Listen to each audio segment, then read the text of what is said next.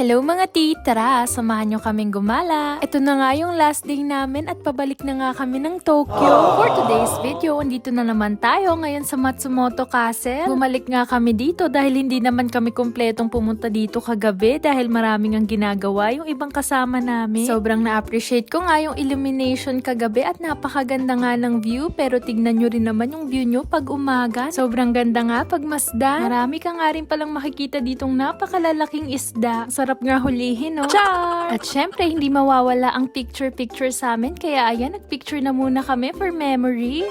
At syempre, hindi magpapahuli ang magbebe. Hala, ang sweet. Parang hindi nag-aaway. Char! Ay, pero ito talaga yung sweet. Talo nga dito ang Katniel. Char! Pero nagulat nga ako kasi may biglang... Grabe naman.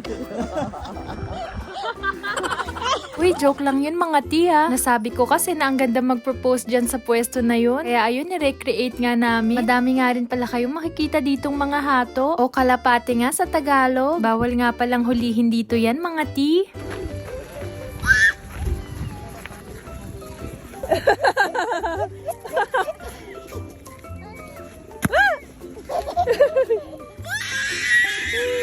Nakakatuwa nga tong si baby dahil sobrang tuwan-tuwa siya sa mga hato. Next stop over, dito naman tayo sa mga bilihan ng pasalubong. Habang naglalakad nga, nakakita kami ng shrine dito kaya lang di na kami pumasok. Andito nga pala tayo ngayon sa Matsumoto Nawate Street. Feel na feel ko nga maglakad dyan dahil napakaganda ng view sa likod ko. Ayan, for the aura na naman si Tinyo. Habang naglalakad nga, nakita namin tong Japanese doll. Bigla ko ngang namiss yung lola ko dahil mahilig nga siya sa mga ganyang display. Marami nga rin pala ditong kainan at mga souvenir. Hindi ko nga lang sure pero parang ang famous sa kanila mga palaka. Tapos kasi lahat ng nakikita ko mga palaka. May nadaanan nga rin pala kami isda dyan na nakasampay. Hindi ko nga sure kung totoo ba yan o hindi. Kahit maliit nga lang yung street na to, napakahaba nga. Puro kainan nga yung mga binibenta dito at wala ko masyadong nakitang snacks pampasalubong. Nadaanan nga rin pala kaming taiyaki kaya nga itatry ko. Bumili nga ako dyan ng custard cream. Nakaiba nga yung texture niya sa kinakainan kong taiyaki. Medyo crispy yung labas, tas sobrang floppy nung loob. Gustuhan ko nga rin pala yung cream nito sa loob. Fast forward nga, dito naman kami sa service area. Bumili nga ako dyan ng caramel latte. Medyo napahiya nga ako dahil hindi pa pala tapos. Binubuksan ko na. 320 yen nga, ganyan nakalaki. Masarap naman siya. Actually, natikman ko na to nung umalis kami nung kaibigan ko. So pag napadami ka, matamis nga. Order nga ako dyan ng karage set. At dahil hindi naman ako ganun kagutom, sabi ko nga kay Bebe, hati nilang kami. Sobrang sarap nga nung karage nila dahil sobrang crispy. Pero yung sauce nga hindi ko masyado nagustuhan dahil sobrang tapang niya for me. Gutom na ba kayo? Sorry na, puro kasi food trip no? Pagkatapos nga kumain, ayan, pabiyahe na tayo. Pauwi ng Tokyo, back to work na naman. Medyo hindi nga ako nakatulog dito dahil ang lakas humilik nitong katabi ko. Char! Fast forward, andito na nga kami sa next service area at kumain naman kami dito ng tongkatsu. Pero dahil kakagising ko lang yan, hindi ko na nga na-videohan. Yun lang muna for today's video. I hope you enjoyed this vlog. Thank you for watching. それじゃあ、またね!